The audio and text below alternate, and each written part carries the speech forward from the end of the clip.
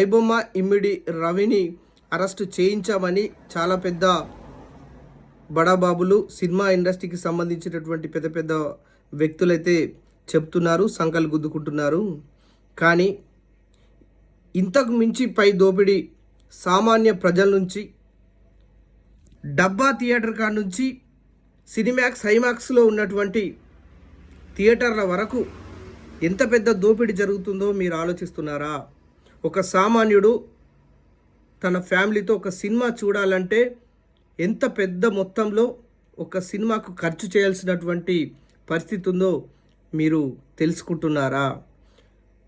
ఒక ఫ్యామిలీతో సినిమాకి వెళ్తే సినిమా టికెట్ ధర దాదాపుగా 150 నుంచి 500, 600 వరకు ఒక వ్యక్తికి తీసుకుంటున్నారు. లోపలికి వెళ్ళి అక్కడ క్యాంటీన్లో ఏదైనా వాటర్ బాటిల్ కొనాలన్నా దాదాపుగా 60 పైనే ½ లీటర్ ఉంటుంది దాని రేటు. ఏదైనా స్నాక్స్ తినాలనిపిస్తే 100, 150, 200 వరకు ఒక్కొక్క స్నాక్ ఐటమ్. అదే బయట కొంటే 20 రూపాయలు, 30 రూపాయలు, అంతకు మించి ఉండదు.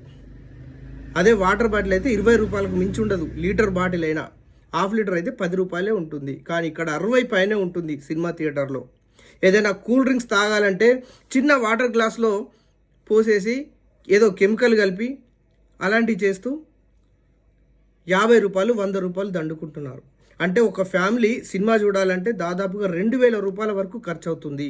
ఇది ఆలోచిస్తున్నారా? ఇది సామాన్య ప్రజల నుంచి, ఒక సామాన్యుడు సినిమా చూడాలని థియేటర్కి వెళ్తే సామాన్య ప్రజానీకం పైన ఎంత పెద్ద దోపిడీ జరుగుతుందో మీరు దీనిపైన మాట్లాడుతున్నారా? ఈరోజు సామాన్య ప్రజలకి ఐబొమ్మ ద్వారా చాలా ఈజీగా సినిమాలు థియేటర్కి వెళ్ళి థియేటర్లో డబ్బులు చెల్లించలేక, అక్కడ సినిమాలు చూడలేక ఆన్లైన్ ద్వారా ఐబొమ్మలో వచ్చేటువంటి సినిమాలు చూస్తూ ఎంజాయ్ చేసేటువంటి చాలామంది సినిమా ప్రేక్షకులు అయితే ఉంటారు. ఆయన క్లియర్ కట్గా చెప్తున్నారు, సినిమా ఇండస్ట్రీ వాళ్ళు చేస్తున్నటువంటి దోపిడీని తట్టుకోలేక నాకున్నటువంటి టెక్నాలజీతో నేను ఐబొమ్మ ద్వారా ప్రజలకి సినిమా చూపించే అవకాశాన్ని కల్పించాను. అది తప్పే అని ఒప్పుకుంటున్నాడు. మరి ఇక్కడ కూడా పెద్ద మొత్తంలో సామాన్య ప్రజల నుంచి పెద్ద మొత్తంలో డబ్బులైతే దండుకుంటున్నారు. దీని మీద మీరు ప్రశ్నించరా? ఒకానొక సందర్భంలో ఏదైనా సినిమాను బట్టో లేదా సినిమాకు సంబంధించినటువంటి ఏదైనా పెద్ద హీరో సినిమా వస్తే ఉటా ఏకదం ఒకే విధంగా ఇక రేట్లు పెరిగిపోతుంటాయి. విచ్చలవిడిగా రేట్లు పెరుగుతుంటాయి. టికెట్ ధరలు, అసలు టికెట్లు కూడా దొరకవు. దీనిపైన మీరు మాట్లాడారా? వీటిపైన చర్చ చేయడా? ఇవన్నీ సామాన్య ప్రజలకు జరుగుతున్నటువంటి దోపిడీ కాదా?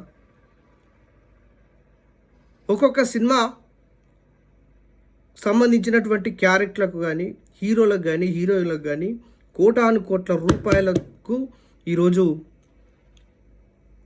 యాక్ట్ చేస్తున్నారు.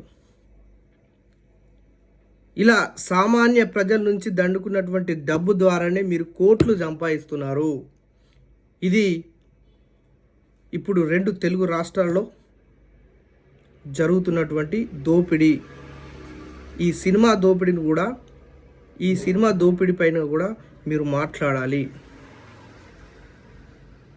లేదంటే ఇమ్మిడి రవి చేసింది తప్పైతే మీరు చేస్తుంది 100కి 100 రూపాయలు తప్పే. వీటిపైన వీటి మీద మీరు మాట్లాడకుండా ఇలా పెద్ద మొత్తంలో ప్రజల నుంచి సొమ్ము చేసుకునేటువంటి అవకాశవాదుల్ని మీరు ప్రశ్నించకుండా, మేము ఇలానే చేస్తాము, మా సినిమాలు ఇట్లనే ఉంటాయి, మేము సినిమాలు థియేటర్లనే రిలీజ్ చేస్తాము, దానికి ఎంత డబ్బైనా ఖర్చు చేస్తాము, ప్రజల నుంచి ఎంత డబ్బైనా దండుకుంటామనేటువంటి మాటలు మాట్లాడితే సామాన్య ప్రజలైతే మిమ్మల్ని క్షమించరు. ఖచ్చితంగా మిమ్మల్ని తప్పుపడతారు.